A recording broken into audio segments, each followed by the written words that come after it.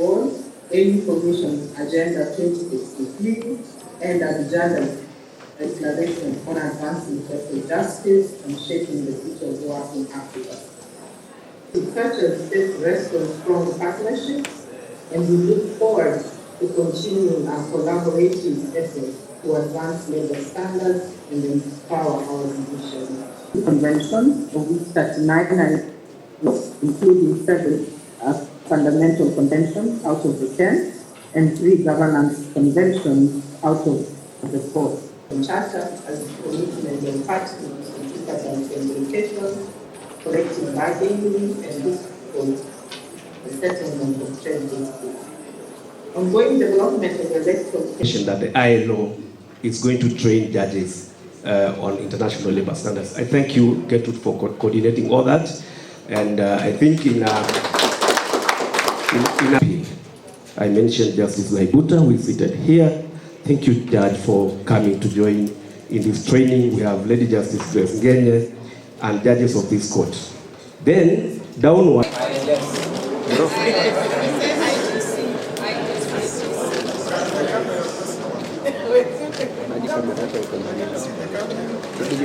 Honorable judges, officers of the court, distinguished ladies and gentlemen, all protocols observed.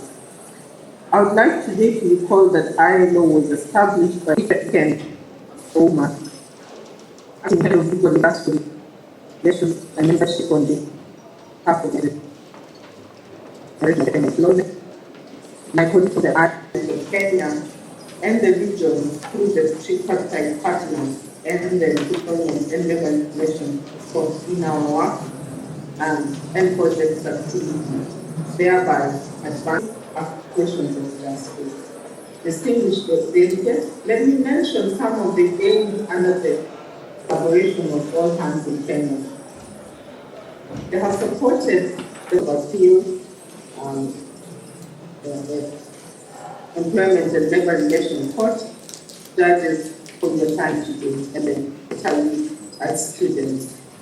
A labor reform moment in Kenya, considering one, the presidential and political goodwill by His Excellency President Ruto, he publicly committed to the ratification that COVID-19 was not a global crisis we have ever seen. Professions are all changing, all disappearing, manufacturing temporary tools in COVID-19, saving hundreds of because of marketing money and starting informal employment such as here in policy that brings together both Kenya, SKD, and ILO. Importantly, the Listen to a Country program identified human by the Honorable Lady Justice Senator.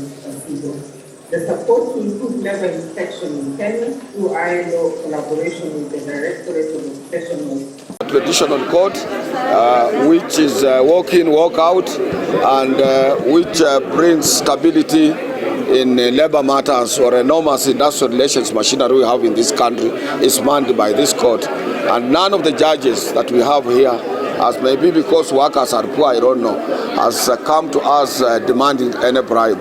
And that's why I say that if I will have an opportunity to meet His Excellency the President, I will kindly ask him to, as I support him, to protect our employment and labor relations court, because it's a court that is dear to me. I fought for years for the expansion of the court, which was realized during President Kibaki's time. We have this court in every region, Kisumu, Eldoret, Mombasa, Nyeri, and Nakuru, and Kericho too, because of the trade unions' demand during those previous years. And this is a court that protects the weak. Therefore, we will be on forefront to protect this court. Protecting the court does not mean we support corruption. We support the president 100% on corruption and weeding out corruption in judiciary and other departments as well that are of public departments. Like now at the airport, there is a heavy corruption at the airport. I have brought it under the attention of the Minister of Transport, Honorable Koome. Foreigners are asked to pay some money so that they can get out with their goods at our airport. So there are several processes where corruption is denting our image as a country. I want to support the judges, and most of the principal judge who mentioned that we have foreigners who are investors, and when they come here they don't adhere to our industrial relations machinery or our laws in this country, labor laws and the rest. They want to implement the laws of their origin countries, which are foreign laws and which cannot be accepted in this country. As we invite both direct and indirect investment and investors themselves, we must be keen to protect our own industrial, labor, relations, machinery and systems. Ruto has done immense work to bring industrial peace and industrial democracy and stability. The same stability has made our economy to grow, and we need to continue that way. In a few years before our shilling was devalued, had been referred to as a dollar of East Africa. It is because of the industrial stability we have. It is because of the support we have given to our employers as workers and the support we have given to government over the years to make sure that there is stability in industrial relations. We minimize strikes, we are responsible trade unions, we negotiate, and now Ruto has produced an economic paper that will be presented to His Excellency the President as per how we can grow economy and hence support,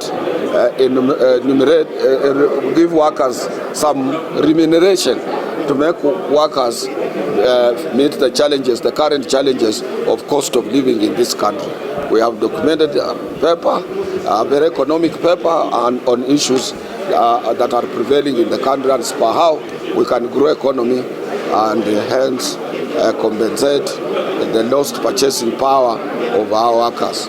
I promised in my New Year speech that we will team up with the Nairobi University to produce a very, very deep, brief and short economic paper or document that can be followed and we grow our economy. And it touches on issues of corruption, it touches on issues of investments, it touches on issues of how we have 5 thematics as per how we can grow our economy and hence get out of the current poverty and high cost of living in our country. But we need to be one, we need to support the government, we need to support the employers, we need to be united, we need not to be destructive, because if we play around with our economy, with a lot of politics, we can be like our neighboring countries where there is always political strife. And in any country with political strife, no investor will come in this country. One of the mandates of my ministry is the promotion of harmonious industrial relations, which resonates with the court's mandate in terms of pursuit of justice and fairness for the labor disputes. My ministry is spearheading the process of operationalizing the alternative dispute resolution mechanism, the ADR, which will go a long way to reduce cases that are filed at the court. I also note that the ELRC is also involved in the development of rules and regulations of ADR, and I call upon the court for more collaborations. My ministry is also at the forefront in ensuring safe, orderly, and regular labor migration, where the migrant workers and members of their families are protected. With the challenges faced by the migrant workers, this training comes in handy as our judges will gain knowledge on the various international labor standards applicable to labor migration that will improve our national legal instruments and the bilateral labor agreements negotiated with various countries of destinations.